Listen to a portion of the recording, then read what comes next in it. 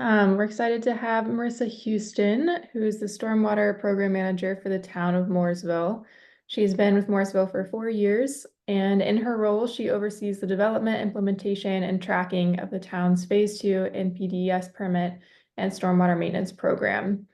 Before getting into local government, she worked with the USDA and RCS, assisting in watershed rehabilitation planning and various conservation programs.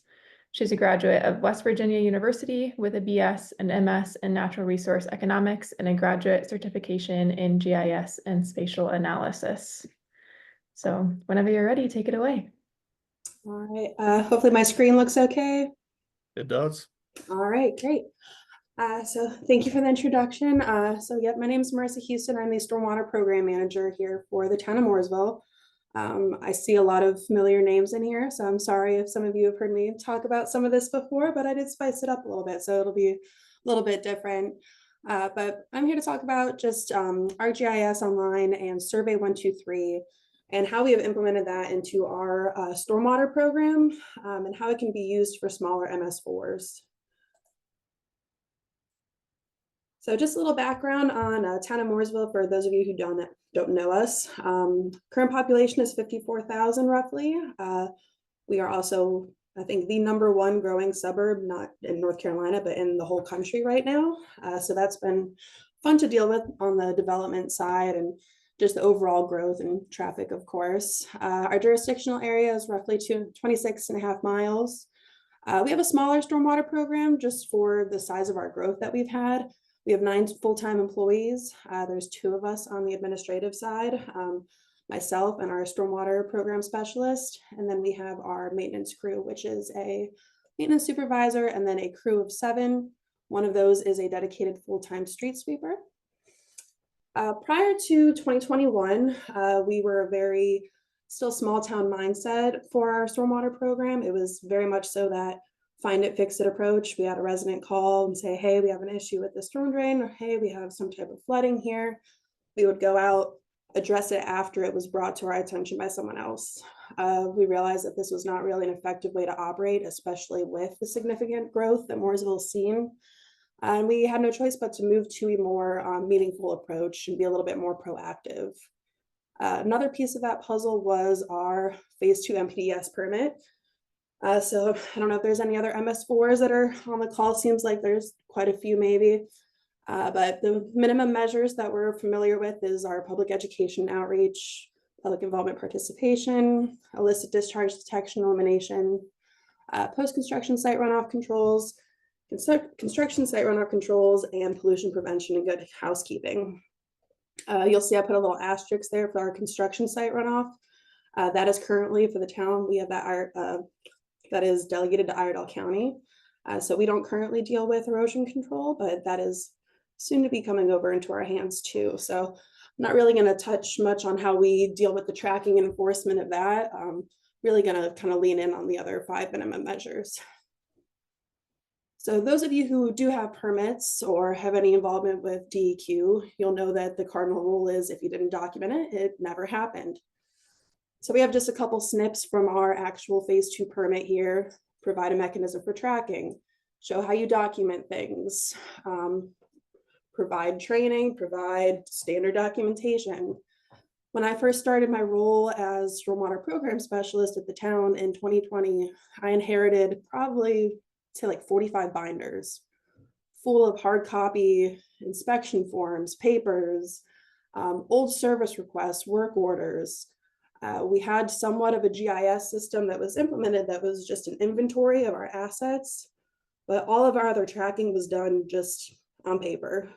The first thing I did when I came in was, how can we be more efficient and how can we make this be a little bit better?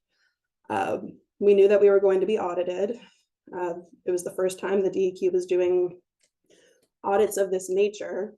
And we knew, okay, we have a lot of stuff here. We have documentation, but it is so all over the place. No one is really going to be able to make sense of this.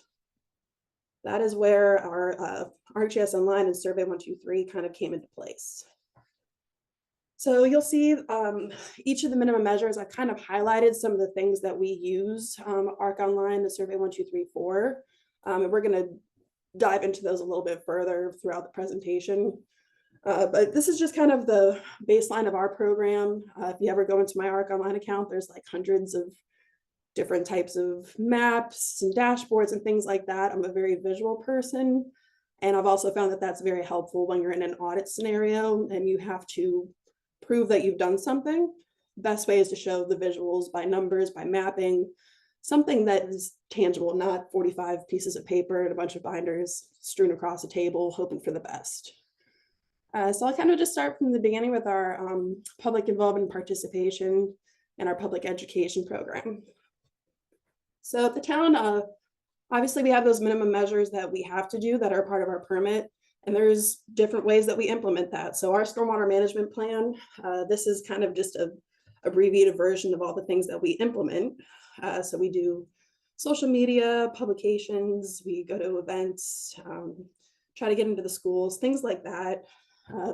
Also try to be transparent with our drainage policy and put surveys out there, try to get that community engagement. One of the things that we're very GIS heavy on is our Adopt a Drain program. So I don't know, some may be familiar that there actually is an Adopt a Drain solution in ArcGIS Online. Well, when I went to go deploy that at the time, our enterprise account didn't actually support having the Adopt a Drain program be deployed. So I kind of had to build it from scratch, which worked out better for us and for our program. So those who are not familiar with Adopt a Drain, it's pretty much what it sounds like. You make a 1-year commitment to adopt a storm drain in your neighborhood or near your work or whatever place of your choice within our limits. And then you submit monthly monitoring reports. So this can be an individual or a group. We have a lot of residents that participate. We also have a couple school groups. Our town environmental protection committee has a couple drains that they've adopted too. So it's a really great way to get extra eyes out in the field and get the community kind of just involved with your maintenance program. So kind of the way I set this up, since I was limited, it would have been nice if I could just deploy this package and just have it all built out for me and just put all of our drains in there. I was unfortunately not in that situation. I was fortunate enough that I was very GIS savvy in college. I had taken a number of courses and recently learned about WebGIS. So I set this map up where you can see it's our drain adoption map. And I pretty much just took all of the storm drains that were within the public right of way, added them on there, and then just kind of filtered some out that weren't the most safe to be able to go to. And then kind of had these custom pop-ups. So this track observations link takes you over to our survey 123 forms over here. And this was an actual report that was submitted by our environmental protection committee. So it kind of helps you identify illicit discharges, any types of maintenance items out in the field. And they can make it fun, attach photos, and we can use it on social media posts, things like that. The nice part about using Survey 123 for this tracking is you have all of those records in Survey 123 and also on the feature. So if we were to think, like, all right, we haven't had much maintenance from our stormwater infrastructure map, I wonder how many issues have come up on this drain from the Adopt a Drain program. We can go back to that map, click on it, go to the related records, and we can see how many times there's been a maintenance issue that was identified through our Adopt a Drain program. So this is just kind of an introduction to what the Survey 123 looks like on the back end. We're going to look at quite a few more of these because, as you saw from the first list, I use it for almost everything, which works for a smaller size program. Not everyone has the budget or the staff to be able to go for like a city works or for a larger asset management program. A lot of municipalities do at least have some form of GIS programming or GIS subscription where they can deploy most of this stuff without any extra cost. A lot of the time Survey 123 is built in. That was the biggest appeal for us was, okay, we can't do city works. We don't have that type of funding. We really don't want to have our tracking mechanisms in a bunch of different places. How can we get creative with it? And it kind of built this whole Survey 123 database of all of our different program elements. So moving into one of our other minimum measures here is illicit discharge detection elimination. So Just some of the minimum measures within the permit is to maintain the inventory. Obviously, we have a map of all of our stormwater infrastructure with conveyances, flow direction, all those things. But how do we detect illicit discharges and how do we investigate those? Like I said, when I started, I received a bunch of binders. This was actually one of them, and it has all hard copy reports of every illicit discharge that happened starting in 2014 when we first got our phase 2 permit. Obviously not sustainable, doesn't really give us any type of tracking. We don't really know if there's any hotspots, things like that. So we have kind of used this to help identify and do some data analysis as well. So one of the first things on here is our major outfall inspections. I think all MS4s, small and large for phase 1, phase 2, you're required to inspect your major outfalls. This is a map that we have. Yes means it's been inspected. Red means it has not been inspected in this cycle yet. And we have it set up a really similar way to how the adopted drain map was. So when our guys are out in the field, they use field maps. They'll open up the major outfall map here. They'll click on one and they can go straight to this inspection here, fill out all of the information and submit the inspection record in real time. So before you saw kind of the backside of what Survey 123 looks like for records. Here, how you have kind of like that list format. Well, the other way you can have all of your information tracked is on the actual asset here. So when you click on that certain outfall, you can go down to the table and you can see, okay, I've got 5 inspection records here. I can go back and look at all of the inspections on that outfall since 2021. And then you also have that ability to look at pictures in there. So this actually wasn't implemented until 2021. We had paper forms for our outfall inspections until that point. Something we've been working on is trying to just kind of input some of that older data as well, just so we have that tracking back to a certain time, but don't really have much extra time on hand with all the other permit requirements. But that's something that we would like to do, is get some of the old tracking and put that in here as well, so we have that historic information. Another element of our illicit discharge program is proactive inspections of industry zones. So this actually isn't a permit requirement, but this is something that we implemented in our new permit cycle, just to have kind of an extra way that we're identifying illicit discharges. I mean, that dry weather screening of outfalls is great. You're going out there trying to see if you can see any other flows. But a lot of the time, illicit discharges, they're not making it to the outfall, or frankly, we know it's better to catch it before it actually makes it to the source. So this proactive inspection is, we broke down certain parts of town that are considered industry zones or areas that we've had high occurrences of illicit discharges. We were able to use our illicit discharge map, which is in a couple of slides here, to kind of pinpoint these areas. So our stormwater program specialist, Ryan, who is on this call right now, he's been going out to these industry zones and just doing these proactive inspections. So super quick, you're driving through. Are there any observations to report? Yes or no? If there is a yes, then you fill out this kind of observation report. Is it something we need to monitor? Is it something that we need to actually create an illicit discharge for? And then you can attach photos. So we kind of have that second tier of being proactive, because I think 90% of the MS4s that were audited this last cycle, the feedback they received from DEQ was, you're very reactive, you're not proactive. So this was something that we were able to implement through GIS, which was very simple, very easy to set up in-house.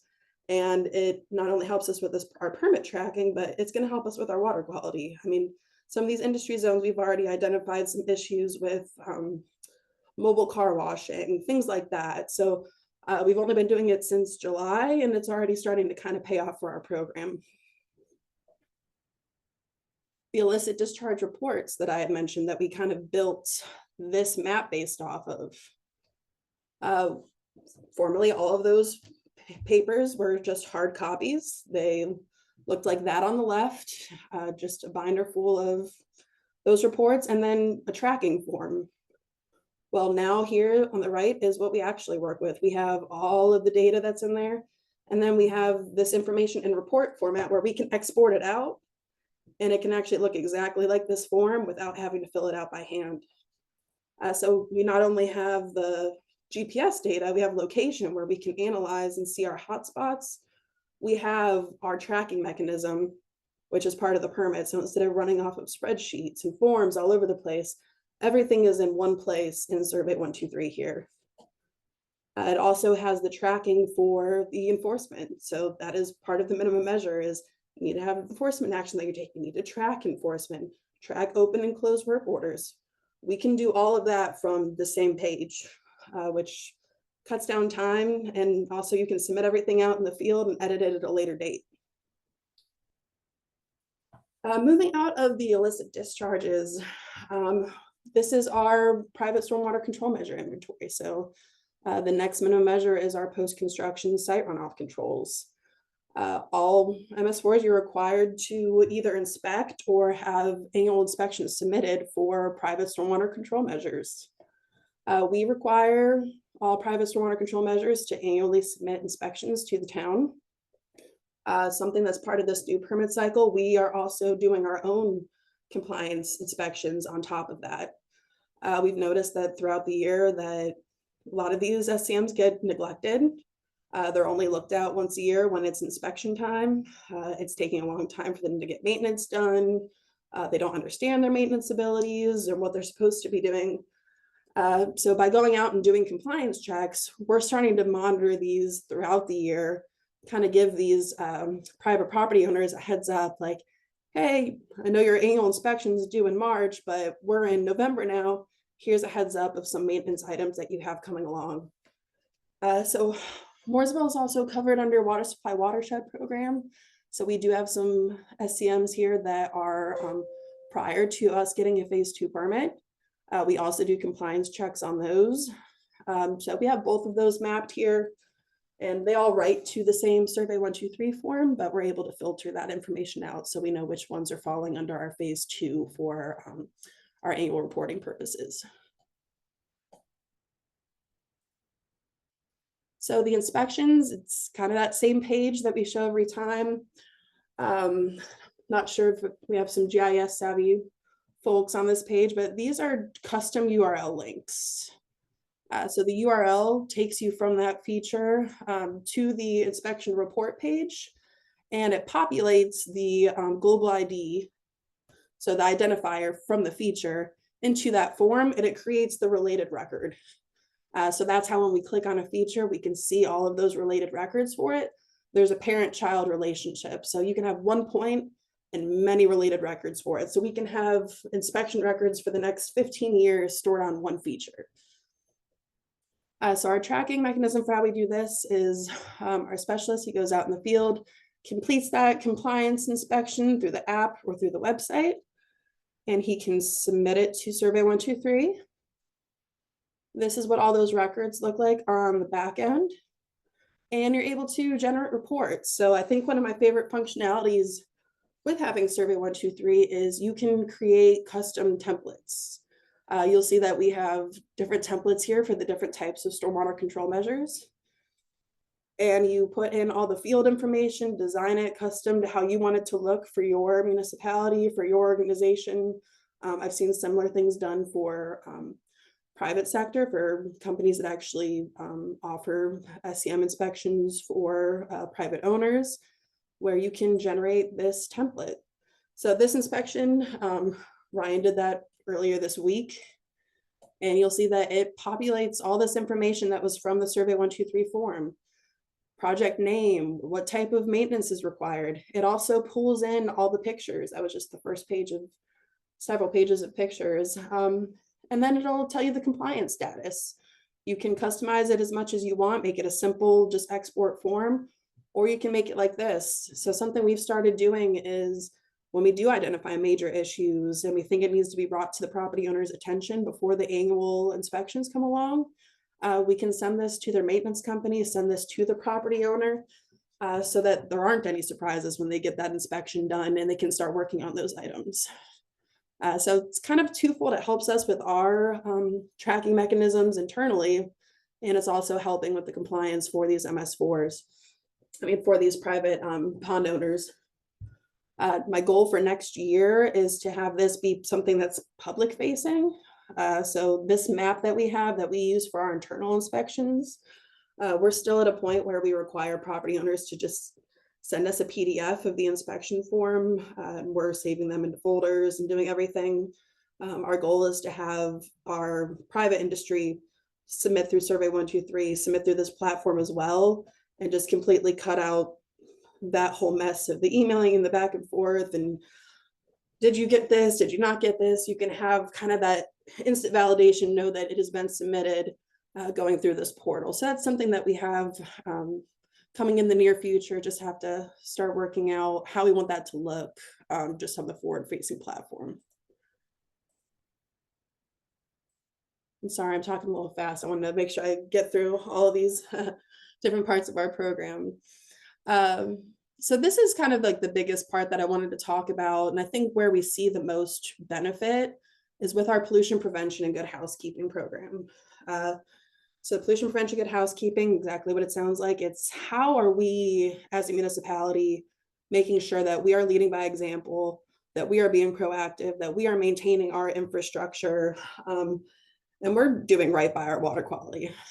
So I said before that previously we were really relying on citizen requests for service. I mean, we had a iWorks platform and a phone number that was advertised, and people would call in and say, hey, I've got this issue. Hey, I've got this issue.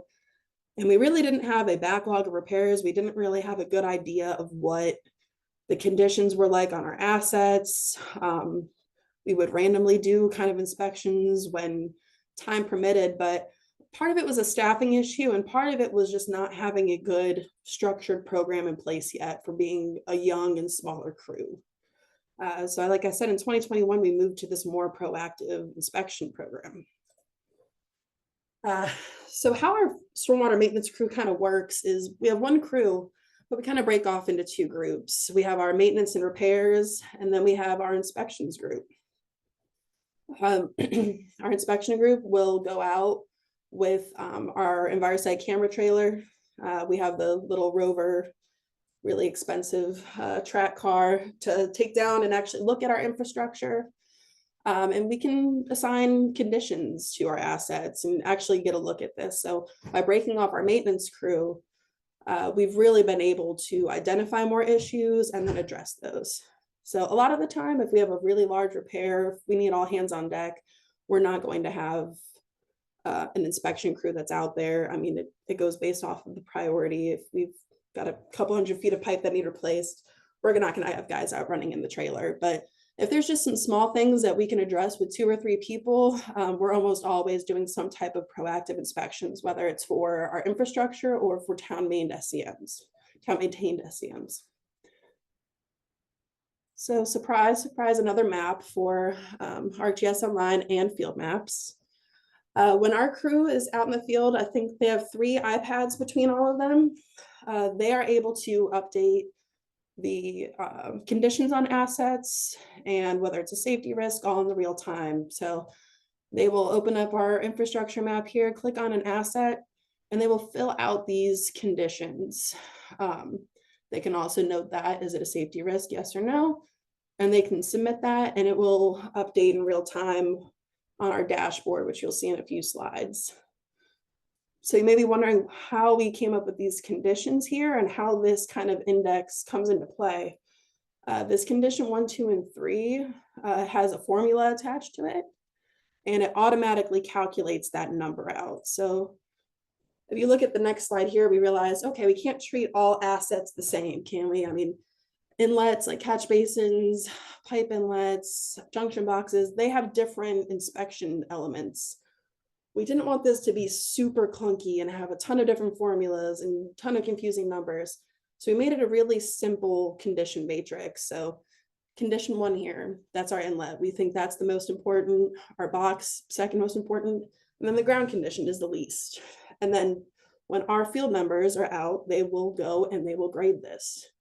So they'll look at the inlet and they'll go, okay, I'd say that's a fair, box is probably good, ground is bad. And based off of that, it will calculate our condition from a 1.25 to a 3.75. So 1.25 is the best condition asset and 3.75 is the worst. And sometimes they will forget to put in condition in, and we'll end up having a very low number. And then at least we know that there was something that was missed in that inspection process.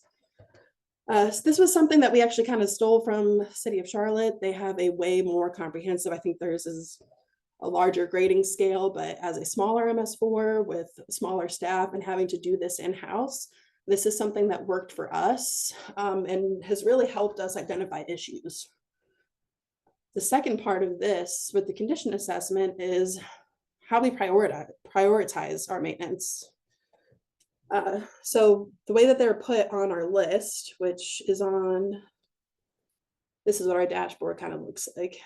This repair prioritization list starts with the highest number condition, like we said, the worst looking asset, and then works its way down. We know how many poor structures that we have that we consider a condition over 2.75, how many fair. Same thing with our pipes, culverts, that type of infrastructure. So we know what that condition is, and then hopefully there's some type of comments in there so we know what the problem is. Like in this example, the pipe inlet is crushed. It also helps that we have the material type, because we don't always have that on some of our older assets. But going back to this with our maintenance prioritization, we've kind of, this is always it depends, and it's up to the discretion and up to the potential limitations we might have out in the field. So we kind of go off of this, that if it's a safety concern or property damage, we're going to try to get out there immediately. We're going to be addressing that as soon as we possibly can. Poor, we might be reaching that like the next couple of weeks. We're prioritizing it by that criteria kind of on the next slide that I'll get back to. If it's fair, we really don't need to go in there and do any work. We're just going to monitor that. And then if it's good, it's good. It just stays on our routine inspection schedule. Right now, everything's probably just going to get inspected once. We have over 15,000 just structures, inlet structures. So when I say it stays on a routine inspection schedule, it might not get inspected again for at least a couple of years. But kind of just going back to what the dashboard looks like here. So those are all of the proactive inspections. Those get put on that repair prioritization list. We have things that go on our repair prioritization list also from service requests. So this little box over here that says needs inspected 5, that means that there's 5 open service requests that came in either from town staff or came in from the public that we need to go out and look and actually see what the condition is on that asset. So needs inspected. So we will go out, find that piece of infrastructure out in the field, and we'll assign that condition index to it. Sometimes it won't be related to an actual asset. It might be ditch work, it might be property flooding, might be some other non-asset related issue. We still have a way in Survey 123 to submit that as a service request in a work order without having it tied to the feature. So how we go about creating a service request or a work order. So the workflow that we have right now for our maintenance crew is, if this open work orders is 0, our maintenance crew, so like I said, we kind of split up into 2. We have an inspection crew and a maintenance crew. Well, our inspection crew, they're busy. They've got 5 places to go out that they need to look and see what that condition is. Our maintenance crew looks like they've got some time on their hands. They're going to go to the first asset on here because we want to address our worst infrastructure first. They'll click on this and they will go to open service request or work order. So we know that the pipe inlet is crushed. They know that it's sealed. They'll go in there, they'll click on submit service request / work order, and it takes them to the Survey 123 page. The nice thing about having our infrastructure tied to a related table and having that parent-child relationship is we can populate information from the field into the survey form. So that condition index at 2.83 is automatically going right into our survey. So the guys can go in there, put in, say, hey, we need to fix this crushed pipe. It's a 2.83. We can track all of our materials used over here, submit photos, change status, everything that we were doing before, but was done on paper forms. So back in 2014, it started out as paper forms, work orders. The town was also on an iWorks for just for an asset management system, didn't have much GIS ability. There was ways for it to integrate, but it really didn't work out great for our stormwater needs. So we pretty much replicated everything that was in there, the forms, the types of information, and then just put it into here and just had it tied to our stormwater infrastructure. So we can look at assets in real time, know how many times we've been out there. If we have historic issues where we've gone out for a service request for the same property 4 or 5 times, or we've had maintenance on something 2 or 3 times, that's valuable data that we can present and develop capital improvement projects. I mean, it's the hard data that you are able to collect by having this type of tracking mechanism. This is also what it looks like on the backside, kind of look with the other ones. You'll see the condition index on these. And then, like I said, some of them won't. We have our street sweeping requests in here, just kind of miscellaneous. We had a caller drop their keys in a storm drain. I'm sure no one else has ever dealt with that. We get a lot of cats in storm drains. We joke around that our stormwater department is also animal control.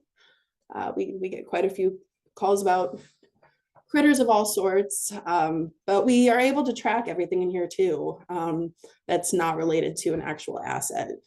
So this has really been what's the most heavily used part of GIS for our maintenance crew. All those other pieces like the adopt a drain, the post-construction inspections, those types of things really used on the administrative side. But this work order tracking system and this dashboard is something that our entire maintenance crew uses. It was not an easy transition at first. Nobody really likes change. Of course, you're going to get that resistance of, well, we've done it this way forever. If it's not broke, why fix it? We've done it on paper forms. Why do we need to change this? Well, I took a handful of meetings with our crew and kind of explaining, one, this is going to make your job a lot easier. And 2, it's going to help us when we get audited. We have everything in one place. We know where our weak points are. We can justify more funds to our town board of, hey, we have this long backlog of repairs. I think we might need to add a second crew. It kind of gives us all of that information that we need for our internal reporting to leadership and also our external reporting to DEQ to make sure that we're staying in compliance and our program staying well funded and we're actually keeping up with the growth in town. Another element that we do for our, here we go, for our pollution prevention and good housekeeping is our rain event policy. So this map on the right here is high priority routes that we established for areas in town that are prone to flooding. So we actually used that data for all of our service requests and work orders. And we were able to identify areas where we got a lot of calls about clogged storm drains, or we were going out there and doing a lot of work to clear them out. Since we had all that information tracked, we were able to highlight these hotspot routes. So when we have a rain event, if there's really heavy storm coming the day before and the day of, we have our crews out and they are just running drains. They're going out with shovels and they're going out with the backhaul and they are cleaning off storm drains and just making sure that we don't have that localized flooding. We also will go off route and address like citizen complaints that come in and phone calls. We can't see everything, but we know where our weak points are because of this data collection. Some of the inspection procedures that we pretty much use are, oops. Oh gosh, I scrolled too far. There we go. Our inspection procedures that we use is the guys are out in the field, they have their iPad, we have everything opened up in field maps, it's all integrated with Survey 123. If they encounter a clogged storm drain, they have to submit a report for it. They were not happy with this at first until they realized how quick and how easy it is to do. And then just our internal procedure, if they aren't able to unclog a drain by hand, they'll dispatch out our backhaul to hopefully clear that blockage. But this is what the report looks like. This actually changed to the vehicle number. That's a drop down. Maintenance completed, if it was cleared or if the backhaul was dispatched, and then any other notes. The beautiful thing about Survey 123 is like you can customize it as much as you want and make it as user friendly as you want. You can make drop downs, you can make like tables in here of like conditions. You can really make it look however you want to make it as user friendly as possible. And that was the request that we got, was my fingers are too big for the iPad, just make it a button that I can mash. All right, easy enough. Added those buttons in there. And since we started doing the rain event inspection, this is an older screenshot of a slide. It says 792 records here. We're actually, I think, over 1,500 now. So we know when we had debris cleared off of a storm drain, we can analyze and look at those hotspots. We also, same thing as all the other ones, it is saved on the feature. So if you get a service request or a call in for 123 Main Street, and out of curiosity, you go, I wonder how many times we cleared off a storm drain at 123 Main Street. You can click on it and see how many related records you have and look at some past pictures to just kind of track that progress of the condition.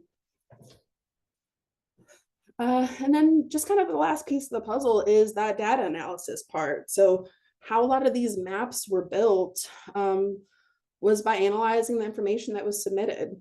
So the nice part about Survey 123 is you actually have all of these data analytics are built in on the back end.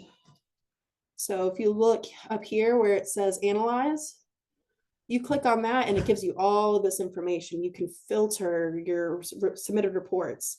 So every time we went out to Magnolia Street, every time there was a clogged drain, we can see exactly how many of those types of service requests we had for an isolated area. You can see the percentage of our problem codes. So we just assign kind of a simple problem code, clogged drain, sinkhole, B&P maintenance. We know what our time and resources are being geared towards just based off of clicking from that analyze page. We don't have to run any special script or anything like that. It's all just simple and done from that one page. These are just some simple maps that we have made to help identify those areas. So where I showed that map that showed the lines of our hotspots, well, that was developed from our stormwater infrastructure map.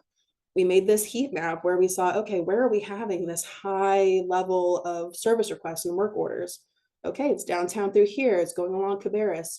We were able to map that, and now we know the areas that we need to pay more attention to, and also the areas that when we're talking about capital improvement projects, we can bring this to the consultant's attention and say, hey, here's some actual tangible data of where we've had problems in the past. Yeah, you can run your models all day long, but we also have this real concrete information of what's actually happening out in the field. Same thing with our rain event inspection program. So with all of those assets that they're going out and saying how many times we cleaned off a storm drain, I just did a count on how many times we cleared off that storm drain. And you see that we have these couple of hotspots right there, which tells me, all right, those drains are chronically getting clogged. So either we have debris, trash issues there, or it's a capacity issue. This is all information that we would have never been able to identify before until we started to implement this proactive program. Same thing here, it'll tell you all the counts on those too. Like there's different ways that you can run the data analysis in ARC Online. And a lot of it's really not that hard to do. So you don't have to be a super heavy GIS user to start to learn how to use some of these tools. The setup on some of these maps, definitely want to have someone who is familiar with GIS and ArcGIS Online just to kind of get that like taken off. But once you are using it, it's very intuitive, it's very user-friendly. So getting back to that, just pretty much the benefits of GIS-based inspections and tracking, low cost in-house implementation for a rapidly growing MS4 and having a lot of infrastructure and starting to get higher influx of service requests and workout orders. We're not at the point where we can afford a larger asset management system. And this is something that works for us. And it's also not a one size fits all. We have certain maps and certain dashboards and certain things that fit our program and fit our stormwater management plan. What we use in Mooresville may look very different in Statesville, may look very different in Hickory, but that's the beauty of having it in ARC Online, is you can customize that and make it look however you would like it to. The standardized tracking mechanism, having everything in Survey 123 is very nice, especially in an audit situation. Instead of pulling out, like I said, a million binders and saying, here's all of our old inspections, having everything in a consistent format and in one place, and that it can be transferred is really nice. So just because I built all of these surveys and I'm the one who developed all these maps, in the event that I were to move on and go to a different position, that can all be transferred to a different user. You don't lose any of that information when you lose the person who built it. And then just that last part that we had talked about, the built-in reporting and data analysis. I mean, that is valuable information. I mean, you can't beat those visualizations, especially in a town board situation when you say, hey, we need $70,000 to do this repair. Or, hey, we really need to look at doing curb and gutter here. Having that visual tracking to be able to put in a presentation form, it just kind of it pays for itself. So that is, I think, pretty much the extent of my presentation. If there's any questions. Yeah, it looks like we have a couple questions in the chat already. From Grady, question for when it's appropriate. This is a really impressive tracking compliance platform. Did getting this up and running require support, endorsement, or action from City Council, and how did you navigate that? One, thank you. So we did not need any support or anything like that from our City Council because we already had ArcGIS at the town. So we had an enterprise account. Survey 123 is included in your enterprise package. There was no purchases that were required. They really had no idea that this existed until the first time it was presented in some type of format of a dashboard of going, hey, here's some numbers for stormwater and why we need to possibly raise our utility fee. So it didn't really require anything from a leadership level. Getting it up and running, most of the, I'd say like 90% of this I had built and put together myself. I had some assistance with the condition indexing and doing some of the coding in the back end there because I'm not very heavily knowledgeable on scripting. But most of this was built by me just over the course of like my first 2 years in this position.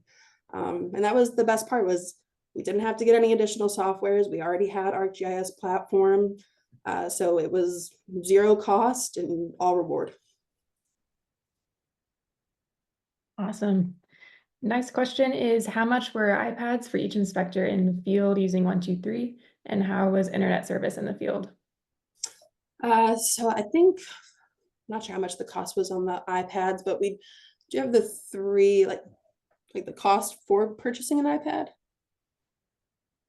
Was that the question was? I'm sorry.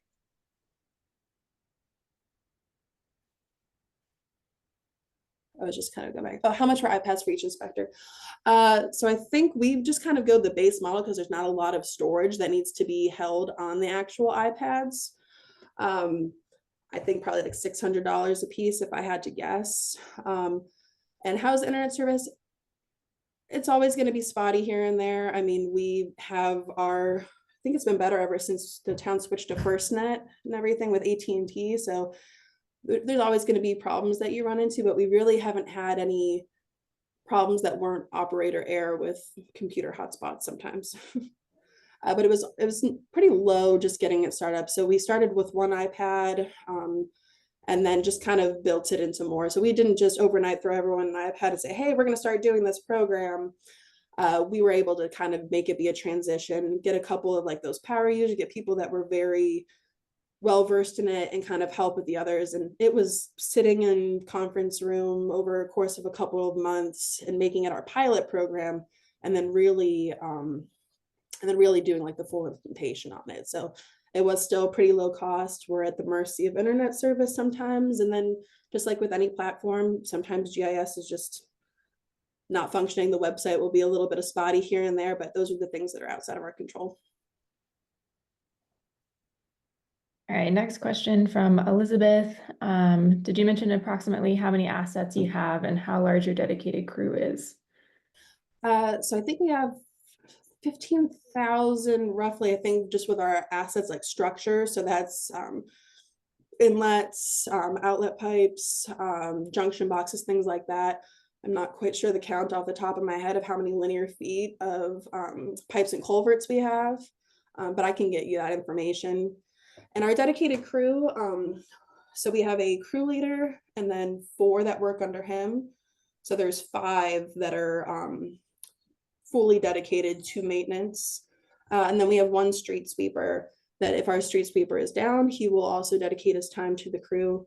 And then our maintenance supervisor, he is very hands-on. He is very lead by example. So he will be out in the field. So I would say 6 people that are really out there doing the work, boots on the ground.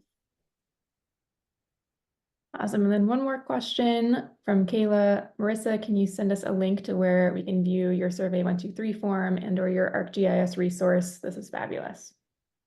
Thank you. And yeah, I can definitely share. And also feel free to reach out if you anyone wants to see what we have further or kind of have some information on how I built this on the back end. I'm definitely happy to share that with whoever is interested.